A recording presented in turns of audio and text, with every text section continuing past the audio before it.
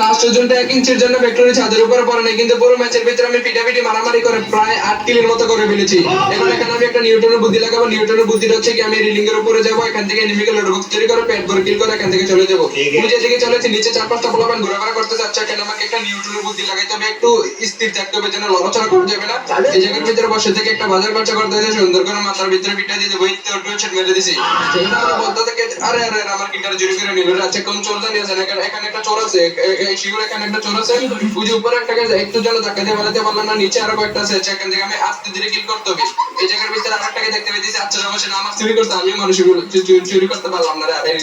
আমার নিজেকে কিল কম হইতেছে কেন জানি বুঝতে পারতেছি না। নিচে আরেকটা ছেলে আছে, এটাকে সুন্দর করে দিল হয়েছে বলে জাস্ট ভাই আরেকটু এতে সুন্দরভাবে কথা শুনলে কত ভালো লাগে বলাবেন। আমার কত সুন্দর কথা শুনে কিন্তু দিক থেকে একটা ছেলে ফায়ার করতে, সমস্যা নাই, প্রোটিন খাবো, দৃশ্য নিচে নেমে যাবো।